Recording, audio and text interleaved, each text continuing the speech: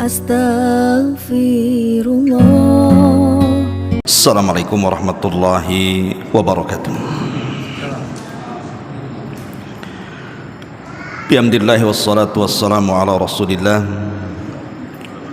wa ala alihi wa sahbihi wa mawalah wa la hawla wa la quwata illa billahi wa ba'du. Alhamdulillah, segala puja dan puji hanya milik Allah subhanahu wa ta'ala. Salawat dan juga salam kita hadiahkan kepada Rasul kita Nabi besar Muhammad sallallahu alaihi wa ala alihi wasallam. Ma'asyiral muslimin wal muslimat rahimakumullah. Karena kita masih suasana di bulan Rabiul Awal, tentu sangat pas kalau seandainya kajian kita fokus kepada sejarah Nabi kita Muhammad sallallahu alaihi wasallam. Karena sering saya ulang-ulang, bulan Rabiul Awal ini bulan bersejarah. Walaupun tidak memiliki keutamaan dan keistimewaan seperti bulan-bulan hurum Dzulqa'dah, Dzulhijjah, Muharram dan Rajab ataupun Ramadan, tetapi di bulan Rabiul Awal ini banyak peristiwa yang berlaku, terutama sejarah Nabi SAW dari kelahiran beliau sampai wafatnya. Itu rata-rata terjadi di bulan Rabiul Awal. Yang ingin saya jelaskan malam ini, kita akan membahas tentang kekhususan yang dimiliki Nabi kita Muhammad SAW yang tidak diberikan kepada para nabi yang lainnya, baik di dunia ataupun di akhirat. Apa saja kekhususan yang menjadikan Nabi kita ini sangat istimewa? Inilah yang kita akan bahas 1 jam ke depan. Tidak memperpanjang mukaddimah karena banyak pembahasannya, langsung saja. Yang pertama, di antara kekhususan Nabi kita Muhammad SAW, dia adalah khatamun nabiyyin. Bahwa Nabi SAW, Nabi kita itu adalah sebagai penutup para nabi dan rasul. Artinya kalau penutup berarti tidak akan ada lagi nabi-nabi apalagi rasul-rasul setelahnya. Karena dengan kedatangannya berakhirlah semua rangkaian para nabi dan rasul. Dari 120 atau 24 ribu para nabi dan 315 rasul, dan Al-Quran hanya mencantumkan 25 nabi dan rasul, dari sejak zaman Adam alaihi salatu wassalam, maka ditutup kenabian dan kerasulan sampai kepada Nabi kita Muhammad sallallahu alaihi wasallam. Dan itu berdasarkan ucapan dia sendiri, la nabiyya ba'di, tidak ada nabi sepeninggalku. Ini yang pertama. Yang kedua, i'ta'uhu al-maqam al-mahmud. Allah subhanahu wa ta'ala memberikan tempat yang sangat istimewa di sorga, dan itu tidak diberikan kepada para nabi yang lainnya. Walaupun nabi-nabi itu tergolong ulul azmi minar rusul, seperti Nuh, Ibrahim, Musa ataupun Isa. Jadi Allah subhanahu wa ta'ala memberikan satu tempat yang disebut dengan maqamam mahmudah, dan itu sering kita ucapkan apabila kita berdoa selepas azan. Ati Muhammadanil wasilata wal fadilah wa ba'athhu maqamam mahmuda. Kenapa demikian? Disebutkan di dalam Al-Quran, di mana Allah Subhanahu wa taala mengatakan wa minal laili fatahajjad bihi nafilatan lak, dan dari separuh malam maka tegaklah tahajud sebagai bentuk melaksanakan sunnah untuk wahai Muhammad. Asa an yab'atsaka rabbuka maqaman mahmuda, boleh jadi dengan cara itu Allah Subhanahu wa taala Rabbmu akan memberikan kepadamu satu kedudukan yang sangat mulia dan terpuji di sisi Allah Subhanahu wa taala. Itulah tempat yang paling tinggi di sorga, hanya ditempati Nabi kita Muhammad sallallahu alaihi wasallam. Ini yang kedua. Yang ketiga, i'ta'uhu asy-syafa'ah. Allah Subhanahu wa taala memberikan izin kepada Rasul kita untuk memberikan syafaat. Dan syafaat yang dimaksud di sini adalah syafaatul uzma, syafaat yang besar. Ada sebuah hadis yang sangat panjang sekali dalam bab atau kitab akidah itu. Jadi ketika manusia sudah terlampau lama tinggal di padang mahsyar, kondisi mereka tidak bisa duduk apalagi berbaring. Mereka hanya bisa berdiri. Makanya disebut yaumul qiyamah, kiamah. Kenapa disebut al-qiyamah? Karena di situ ada qiyam. Qiyam dalam bahasa Arab itu berdiri. Dari qama yaqumu qiyaman. Maka disebut yaumul qiyamah, hari kiamat itu, karena manusia akan berdiri selama 50.000 tahun. Tentu bagi orang-orang kafir, bagi orang-orang yang beriman, ya tidak selama itu. Tetapi ketika manusia kemudian berkumpul di padang mahsyar, masing-masing manusia mendatangi Adam, mendatangi Nuh, mendatangi Ibrahim, mendatangi Musa dan Isa.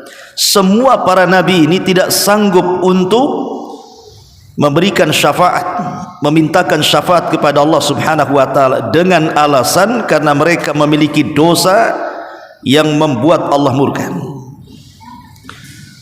Tetapi ketika mereka datang kepada Nabi sallallahu alaihi wasallam, maka Rasul mengatakan ana laha, kan ku coba. Maka Rasul pun kemudian naik ke langit, kemudian setelah berada di bawah arsy Allah, dia pun sujud dengan sujud yang lama, sampai Allah Subhanahu wa taala datang dan mengatakan irfa ra'saka ya Muhammad sal tu'ta qul tusma washfa tushaffa.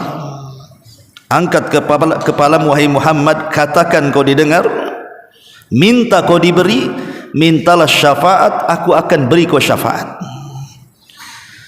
Nah, ini disebut syafaatul uzma, tidak diberikan kepada para nabi yang lainnya. Kalau ulul azmi saja tidak diberikan, bagaimana nabi-nabi dan rasul yang lainnya? Dan ini keutamaan Nabi SAW, diberikan syafaat yang sangat besar yang tidak diberikan kepada para nabi yang lainnya. Ini yang ketiga. Walaupun macam-macam syafaat itu kan banyak. Ada syafaat khusus, ada syafaat umum. Dan itu bukan pembahasannya, nanti lama kita kalau bahas syafaat. Kemudian selanjutnya adalah Nabi sallallahu alaihi wasallam bu'itsa litablighi risalatil Islam ila jami'il khalaik. Nabi sallallahu alaihi wasallam diperintahkan Allah untuk menyampaikan syariat ini kepada seluruh manusia.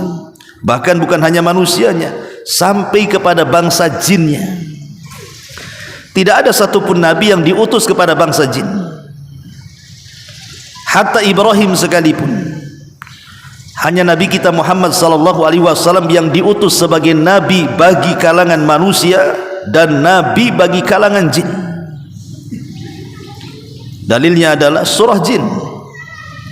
Ketika Nabi sallallahu alaihi wasallam pulang dari Taif, karena penduduk Taif tidak menerima dakwahnya, kemudian hendak masuk Mekah pun tak bisa karena diancam mau dibunuh. Akhirnya Rasul beristirahat di kebun Mughirah.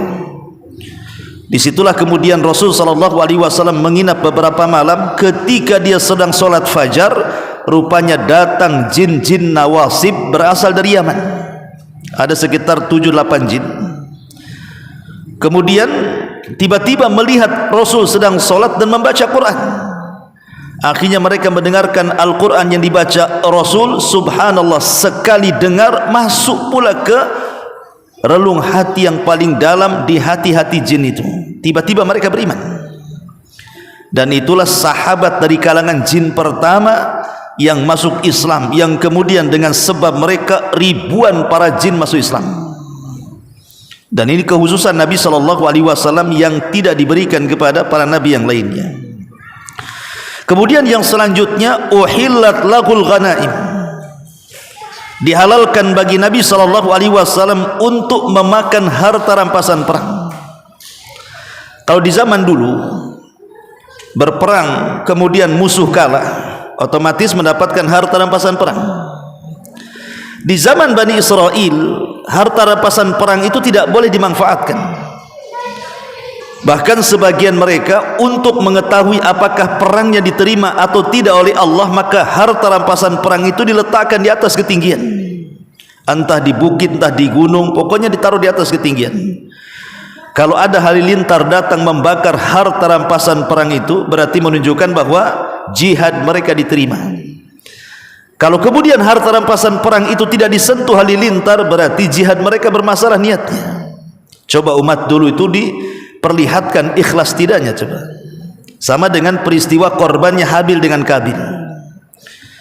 Ketika Habil berkorban dengan seekor kambing kemudian diikat di atas bukit, sementara Qabil berkorban dengan buah-buahan yang buruk yang tidak layak dimakan, apa yang terjadi? Allah kirim halilintar, kemudian membakar kambingnya Habil, tanda diterima.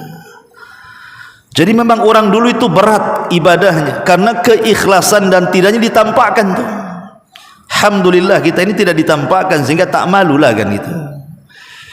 Coba kalau umpamanya ke orang dulu gitu ya, kita mau korban ditaruh di depan Masjid Nurul Ilmi, nunggulah petir itu. Yang satu kena petir, yang tidak langsung tuh, pantas pula kau beli kambing dari uang korupsi. Kan nampak kan? Alhamdulillah Allah masih memberikan rahmat kepada kita, sehingga Allah tutupi sehingga kita tidak tahu mana yang ikhlas mana yang tidak kan. Dan ini rahmat dari Allah Subhanahu wa taala bagi kita umat Islam. Lah setelah Islam datang, harta rampasan perang itu dibolehkan untuk dimanfaatkan, bahkan dibagi sebagai penghasilan para mujahidin. Dan ini hanya kepada Nabi sallallahu alaihi wasallam dan tidak dihalalkan kepada para nabi sebelumnya.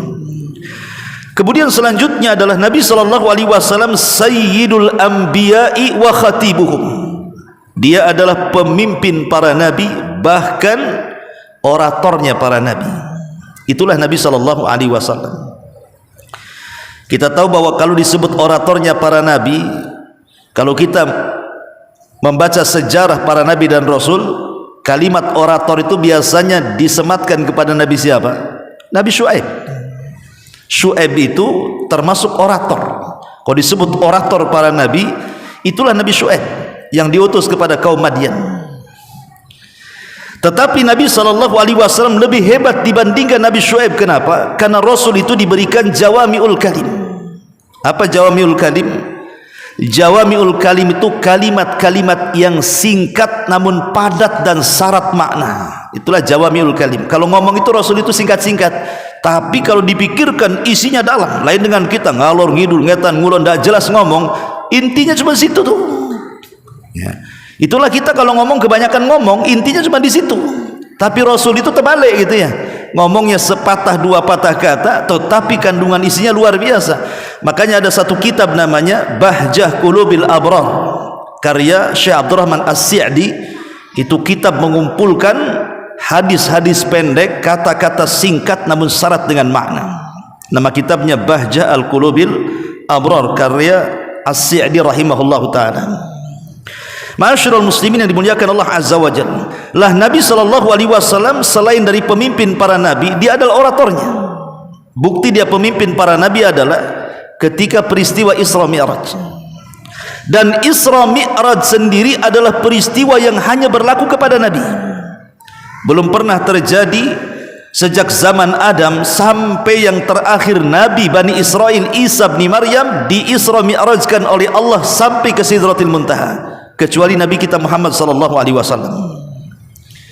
Lah dalam peristiwa Isra Mi'raj itu Nabi SAW singgah di Masjidil Aqsa, kemudian mengimami para nabi dan rasul yang ada di belakangnya.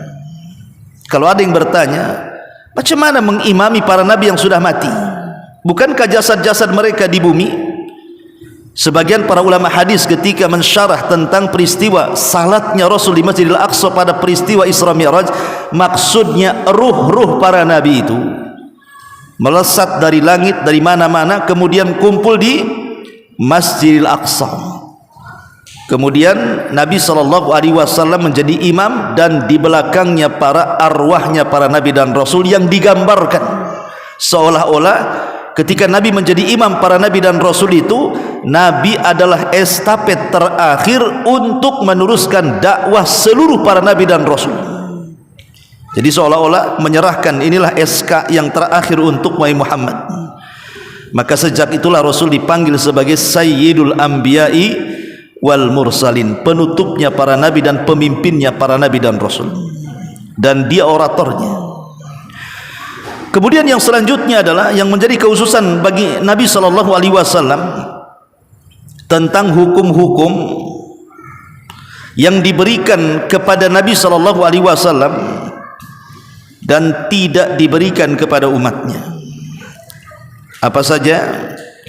Seperti beberapa amalan sunnah bagi umatnya tapi wajib bagi nabinya. Siwak itu wajib bagi nabi tapi sunnah bagi umatnya. Kemudian kurban itu wajib bagi nabi tapi ada yang mengatakan sunnah muakkadah bagi umatnya. Kemudian solat witir itu wajib bagi nabi tapi sunnah bagi umatnya. Termasuk tahajud wajib bagi nabi tapi sunnah bagi umatnya. Kemudian sunnah fajar 2 rakaat sebelum subuh itu wajib bagi nabi tapi tidak wajib bagi umatnya. Itulah khususiyah yang diberikan oleh Allah Subhanahu wa taala kepada Nabi SAW, termasuk puasa wisal. Antum tahu puasa wisal? Puasa wisal itu artinya dari buka ke buka, dari sahur ke sahur. Jadi sahur nanti bukanya juga di waktu sahur, itu disebut wisal artinya. Lah ini hanya untuk Nabi SAW, tidak untuk umatnya. Termasuk juga menggabungkan istri lebih daripada 4, itu khusus bagi Nabi. Tapi bagi umatnya dibatasi 4 saja. Ma'asyiral muslimin, termasuk juga Nabi SAW ada perkara-perkara yang dilarang bagi Nabi tapi boleh bagi umatnya, terbalik. Contoh namanya sedekah. Nabi dan keluarganya tidak boleh makan sedekah. Makanya kalau antum menguji orang sok keturunan Nabi itu, kasih sedekah. Kalau menerima sedekah, kau ini Habib palsu kau ini. Kenapa? Karena keturunan Nabi itu tidak makan sedekah, tetapi mereka hanya makan hadiah saja. Kemudian yang kedua, Nabi kalau sudah memakai baju besi perang, pantang Rasul melepaskan bajunya sampai perang. Nabi itu kalau sudah pasang baju besinya, pantang untuk melepas. Dia harus perang, berangkat. Makanya ketika terjadi perang Ahzab, pada awalnya kaum muslimin kalah tapi kemudian berakhir dengan kemenangan. Lah kaum muslimin ini luka-luka mereka masih menganga. Mereka belum beristirahat, masih lelah capek, baru menang perang Ahzab, perang Parit. Nabi SAW melepaskan baju besinya kemudian mandi. Datang Jibril dalam bentuk Dihya al-Kalbi. Dari luar mengatakan, ya Muhammad, para malaikat saja belum meletakkan pedang-pedang mereka, kenapa kau letakkan baju engkau, katanya. Maka kemudian Rasul SAW mengatakan, ada apa wahai Jibril? Kata Jibril, Allah memerintahkan kamu untuk mengerahkan para sahabat serbu Bani Quraidah karena mereka Yahudi yang berkhianat. Akhirnya Rasul pun mengumpulkan para sahabat dan mengatakan, jangan ada yang beristirahat. Padahal mereka baru selesai perang, luka mereka belum sembuh, mereka belum ada sama sekali istirahat. Tiba-tiba Rasul mengatakan, idhabu ila Bani Quraidah fala tusalliyanna ahadakumul asra ila fi Bani Quraidah. Berangkat serbu Bani Quraidah, jangan sampai solat asar di jalan, kecuali sampai di Bani Quraidah. Walaupun kenyataannya ada yang sholat asar di jalan, ada sholat di Bani Quraidah, karena sahabat memahami perintah itu maksudnya untuk bersegera, bukan larangan sholat di jalan. Ma'asyiral muslimin dimuliakan Allah Azza wa Jalla. Arti ini juga ada kekhususan yang diperintahkan bagi Nabi, ada kekhususan yang dilarang bagi Nabi sallallahu alaihi wasallam. Kemudian juga di antara kekhususan Nabi SAW yang berbentuk mukjizat, Nabi itu mampu memandang ke belakang sebagaimana memandang ke depan. Padahal Nabi tidak punya 4 mata. Ya, kalau 4 mata kan 2 di belakang, 2 di depan ya. Nabi matanya sama dengan kita 2 juga. Tapi dia bisa memandang ke belakang persis seperti memandang ke depan. Satu kisah. Nabi sedang sholat. Tiba-tiba ada sahabat namanya Abu Bakrah radhiyallahu anhu. Abu Bakrah itu dia sampai di pintu masjid. Pamannya ini orang salat jamaah di sini. Jadi dia datang dari belakang sana. Ketika sampai di pintu masjid, rupanya sahabat yang sholat bersama Rasul itu sedang ruku. Karena dia takut tidak mendapatkan 1 rakaat, karena kan syarat mendapatkan 1 rakaat harus mendapatkan rukunya imam. Jadi dia takbir dari pintu, kemudian ruku dari pintu, kemudian jalan sampai ke saf. Bayangkan. Jadi ruku sambil jalan sampai ke saf. Itu Abu Bakrah. Selesai sholat, Nabi SAW bertanya, siapa tadi yang ruku sambil jalan? Nah, kok tahu Rasulullah? Apa ada CCTV? Rasul lagi sholat kan gitu. Tapi begitulah Nabi SAW punya pandangan ke belakang seperti memandang ke depan. Tiba-tiba Abu Bakrah mengatakan, ana ya Rasulullah, saya wahai Rasul. Apa kata Rasulullah? Zadakallahu hirsan wala ta'ud. Semoga Allah menambah kesemangatan ibadah wahai Abu Bakrah, tapi jangan kau ulangi. Kalimat jangan kau ulangi menjadi polemik bagi ahli fikih ini. Maksudnya jangan kau ulangi ruku sambil jalannya, atau jangan kau ulangi sholatnya. Kalau yang dimaksud jangan kau ulangi sholatnya, berarti siapa yang mendapatkan ruku, dia mendapatkan rakaat. Paham ya? Kalau itu maksudnya jangan kau ulangi, itu artinya jangan kau ulangi sholatnya. Tapi kalau yang dimaksud jangan kau ulangi berjalan sholat sambil ruku, berarti orang yang ruku belum tentu dapat 1 rakaat. Tapi kebanyakan para ulama banyak yang memahami maksudnya jangan kau ulangi itu jangan kau ulangi sholatmu. Karena ada hadis yang mengatakan man adraka ruku'an faqad adraka raka'atan. Siapa yang mendapatkan rukunya imam, maka dia telah mendapatkan 1 rakaat walaupun dia tidak mendapatkan Fatihah. Ma'asyiral muslimin yang dimuliakan Allah Azza wa Jalla. Kemudian di antara kekhususan Nabi juga adalah Nabi itu tidak pernah menguap. Nabi itu tidak pernah menguap. Kita kalau ngantuk kan suka nguap tuh. Wah, kadang-kadang sampai mau sobek gitu itu. Mulut tuh sampai saking besarnya. Makanya kata Rasul, kalau kita sedang menguap, tutup sebisa mungkin karena setan masuk tuh. Tutup sebisa mungkin ketika menguap itu. Disebutkan oleh para ulama di antara dalil bahwa Nabi SAW tidak pernah menguap, ada hadis yang dikeluarkan Imam Bukhari dalam kitabnya Tarikh Kabir. Di antaranya adalah kana la yatasa'ab. Kana Nabi SAW la yatasa'ab. Rasul itu tidak pernah menguap.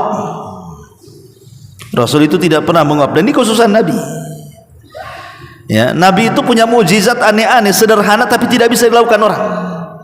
Contoh mamanya, Rasul itu tidak pernah mencela makanan.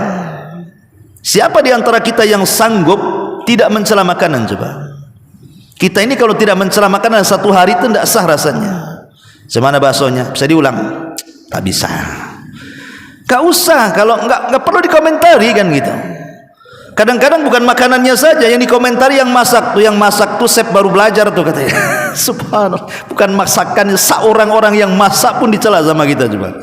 Tapi Nabi SAW dikatakan oleh Ummul Mukminin Aisyah radhiyallahu anha, ma'aban Nabiyyu sallallahu alaihi wasallam ta'aman qattun in ishtahahu akalahu wa in karihahu tarakahu. Rasul itu tidak pernah mencela makan. Kalau suka dimakan, kalau enggak ya sudah. Tidak mungkin mencela. Seperti memangnya ketika Rasul dihidangkan biawak oleh siapa? Khalid bin Walid. Biawak, tahu kan biawak itu? Tapi biawak padang pasir ya, bukan biawak parit beliung, tidak. Kalau biawak parit beliung hitam warnanya, kalau biawak padang pasir putih warnanya. Biawak bule namanya. Mereka tidak makan kanibal, mereka makan sayur. Tapi biawak puting beliung di sini itu kanibal, dia ular aja dimakan. Jadi kalau dikandangkan biawak padang pasir dengan biawak Batam, dimakan tuh biawak padang pasir itu. Biawak sana tidak makan daging, mereka makan sayur. Makanya jangan disamakan hukumnya. Kalau biawak sana halal dimakan, tapi biawak puting beliung di sini haram dimakan, karena dia punya taring masalahnya. Nah, Nabi SAW ditawari oleh Khalid bin Walid makan biawak. Rasul tak mau. Tapi Rasul tidak mencela, tidak melarang, ya tidak juga memakan. Diam saja Rasul. Itulah Rasul SAW. Kalau tidak suka, diam saja. Kalau suka, beliau makan. Lah itu mukjizat sederhana seperti ini saja kita tidak bisa melakukannya. Yaitu memang mukjizat Nabi SAW, luar biasa. Ya. Kita kembali bahwa Rasul SAW tidak pernah menguap. Termasuk Nabi SAW, dan ini juga para Nabi ya, bukan hanya Nabi saja. Nabi itu tidak pernah mimpi basah, karena mimpi basah itu dari syaitan. Jadi kalau kita mimpi basah, maka bangun langsung ta'awud 3 kali meludah ke kiri, bukan malah nyesel kenapa aku bangun katanya. Kan itu, kenapa aku bangun katanya, kamu sih bangunin saya. Nggak boleh, itu dari syaitan ihtilam itu.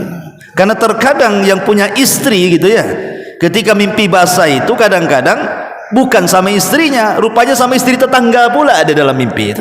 Setan masuk di situ, atau sama pacarnya dulu kan. Memang setan seperti itu ngasih was-was. Makanya ihtilam itu dari setan.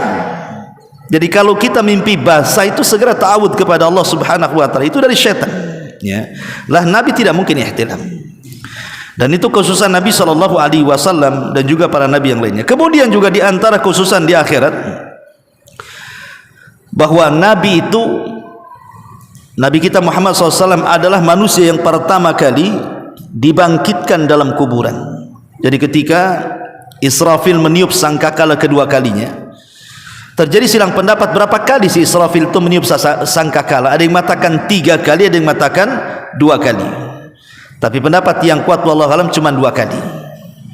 Adapun yang mengatakan 3 kali, tiupan pertama tiupan kejutan, tiupan kedua tiupan kematian, dan tiupan ketiga tiupan kebangkitan. Tapi bagi yang mengatakan tiupan 2 kali, dan ini yang kuat, maksudnya tiupan pertama itu adalah gabungan dari kejutan dan kematian, baru tiupan kedua itulah tiupan kebangkitan.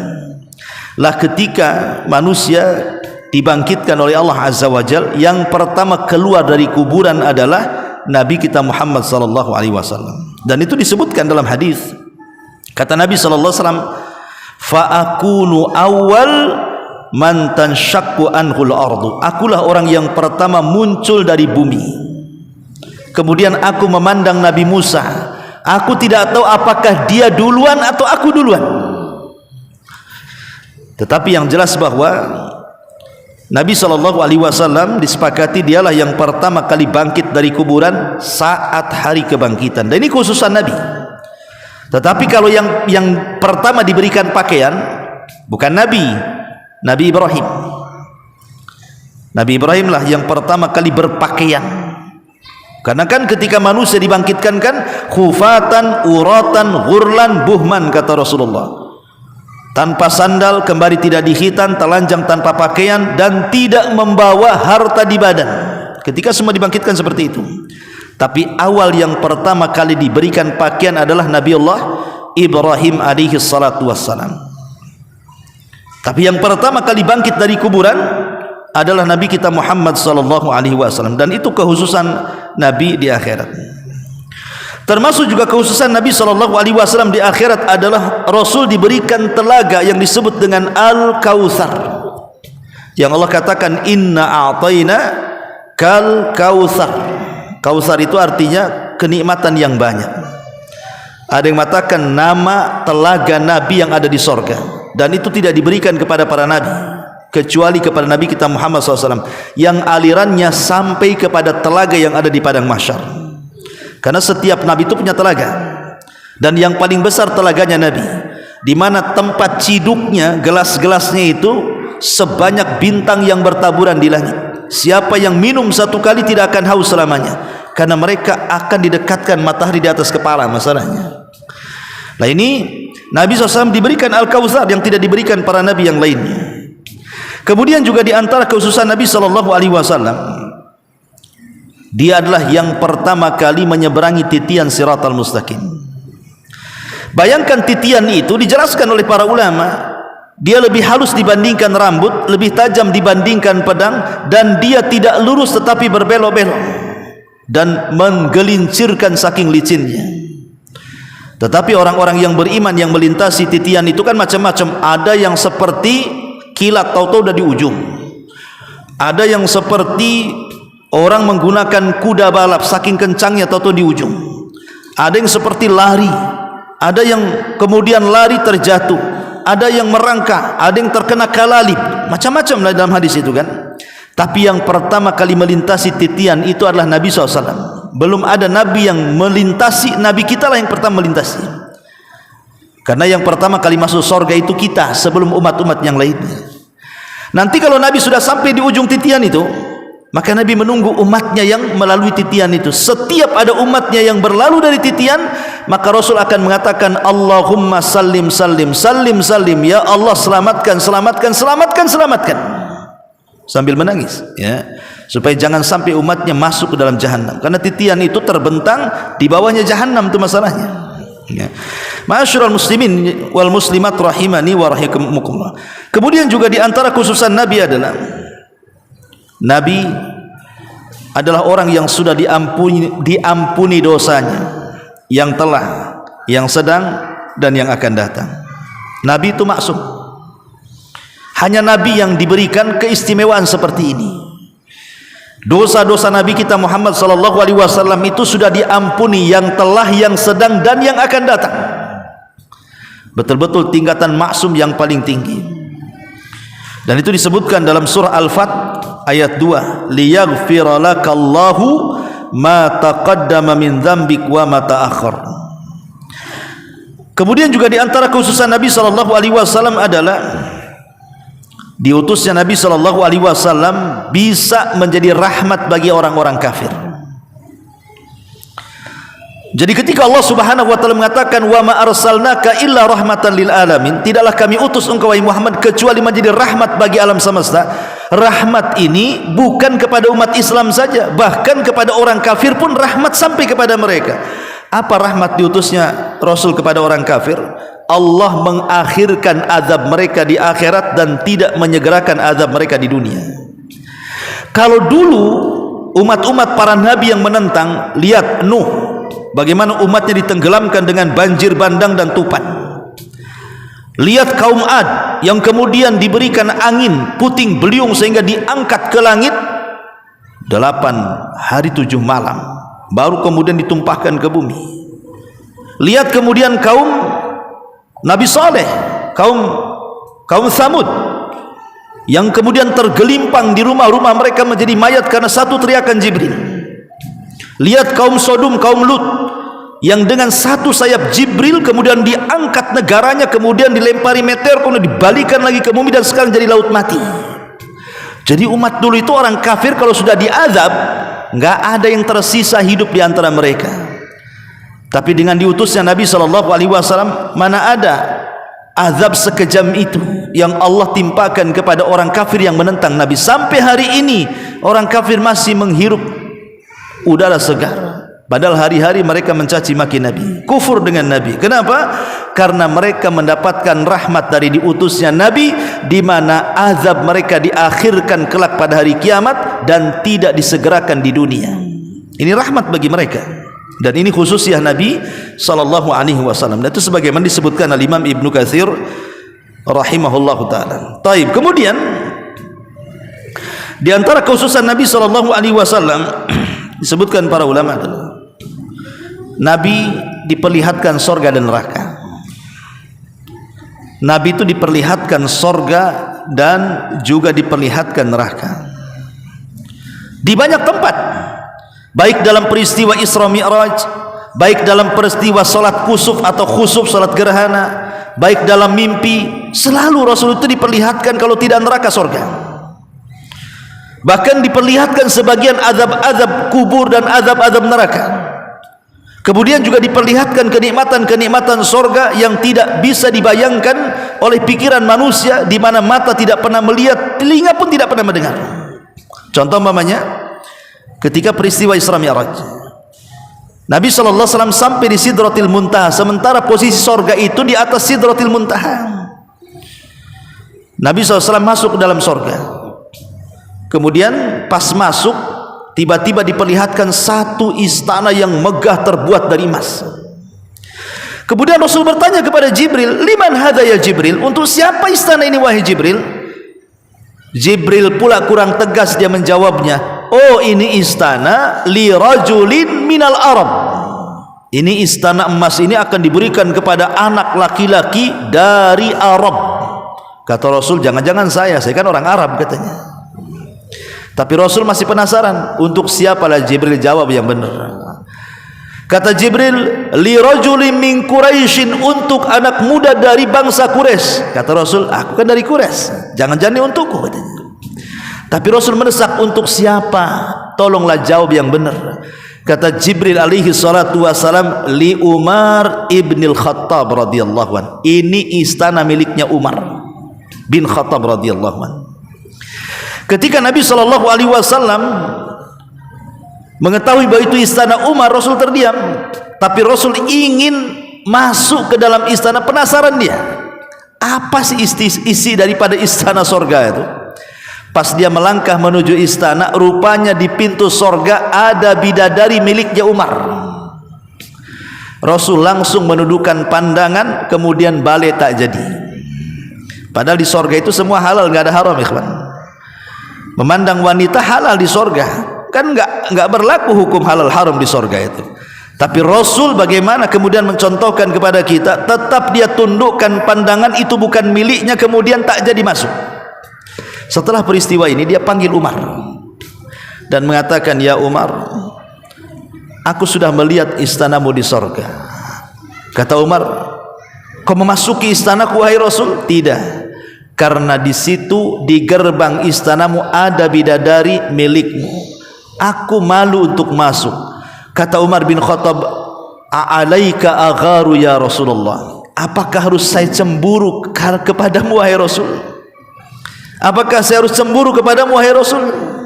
Kenapa kau tidak masuk saja katanya. Sambil menangis Umar bin Khattab mengatakan, a'alaika agharu ya Rasulullah? Apakah kepadamu saya harus cemburu? Subhanallah, kan? Nah, ini menunjukkan bahwa di antara khususan Rasul itu pernah diperlihatkan sorga dan juga neraka. Kemudian juga di antara khususan Nabi SAW bahwa semua para nabi dan Rasul itu terikat dengan sebuah perjanjian. Kalau muncul Nabi yang terakhir ini, Nabi kita Muhammad SAW, maka Allah ikat perjanjian semua para nabi dan Rasul untuk beriman dan menolong agamanya. Dan itu disebutkan dalam Al-Quran. Perhatikan dalam surah Al-Imran ayat 981. Al-Imran 81, Allah katakan, wa idh akhadallahu mitsaqan nabiyyina lama ataitukum min kitabin wa hikmatin summa ja'akum rasulun musaddiqun lima ma'akum la tu'minanna bihi wa la tansuranna qala aqrartum wa akhadtum ala dhalikum isri qalu aqrarna qala fashhad wa ana ma'akum minasyahidin. Dan ingatlah ketika Allah mengambil perjanjian dari seluruh para nabi dan rasul, sungguh apa saja yang aku berikan kepada kalian berupa kitab ataupun hikmah, kemudian datang kepadamu seorang rasul, yang terakhir maksudnya Muhammad SAW, yang membenarkan apa yang ada pada kalian, maka kalian sungguh-sungguh harus beriman kepadanya dan menolong agamanya. Jadi seluruh para nabi dan rasul terikat perjanjian itu. Kalau seandainya muncul Nabi Muhammad dan mereka masih hidup, mereka wajib menolongnya. Ini sebagai bantahan tentang masih hidupnya Nabi Khidir. Sebagian orang mengatakan Nabi Khidir itu masih hidup. Sehingga banyak cerita-cerita tentang Nabi Khidir. Ada orang ketemu orang tua di tepi lautan, saya ketemu Nabi Khidir katanya. Padahal orang situ sebenarnya. Ya. Karena Nabi Khidir kan suka di tepi-tepi lautan tuh. Ya. Kadang-kadang aneh-aneh itu. Saya sudah ketemu Nabi Khidir di lautan ini, lautan itu. Emang Khidirnya berapa kok? Kok ketemu yang orang sana, ketemu di sana yang orang. Berarti kemana-mana Khidir itu. Ya. Kita tidak meragukan ada perselisihan para ulama, tetapi pendapat yang kuat Nabi Khidir itu sudah meninggal. Alasan yang kuat kenapa Khidir sudah meninggal, ayat ini. Kalau memang Nabi Khidir masih hidup, tentu dia akan hadir di saat Nabi SAW diutus. Karena setiap para nabi itu diberikan perjanjian oleh Allah. Kalau muncul Nabi akhir zaman, maka harus beriman dengan Nabi akhir zaman dan menolong agamanya. Kenapa ketika Rasul kalah di Uhud, mana Khidir? Pertanyaannya, kemana Khidir? Nabi mau mati di perang Uhud, masuk dalam perangkap orang-orang musyrik, sampai kemudian belah helmnya, sampai menancap di giginya, yang mencabutnya itu sampai rontok giginya. Bahkan gerham Rasul sampai retak. Di mana Nabi Khidir? Kemana dia perginya? Kenapa tidak ditolong Nabi Muhammad? Ya, jawabannya mudah, karena dia sudah meninggal. Belakangan terakhir viral di negeri kita ada sebuah ajaran yang kalau anda ingin baiat kepadanya maka akan dipertemukan dengan Khidir di hotel bintang 5 kalau nggak salah itu. Berapa gitu kan? Karena itu viral tuh, antum mau baiat ajaran ini nanti dipertemukan dengan Nabi Khidir tuh. Nabi Khidir yang mana? Di hotel loh. Berarti kan fasilitas Khidir ini harus bagus, harus bintang. Nggak mungkin dia di ruli-ruli kayak gini kan. Anu sudah azan pula kan. Dan banyak lagi kemudian khususan Nabi SAW. Dan yang terakhir adalah kitab Taurat, kitab Injil dan kitab-kitab yang lainnya telah menghabar gembirakan akan kedatangan Nabi kita Muhammad SAW sebagaimana dalam surah Al-A'raf ayat 157. Wallahu a'lam. Subhanaka wa bihamdika asyhadu an la ilaha illa anta astaghfiruka wa atubu ilaik. Allahu ta'ala alam. Assalamualaikum warahmatullahi wabarakatuh.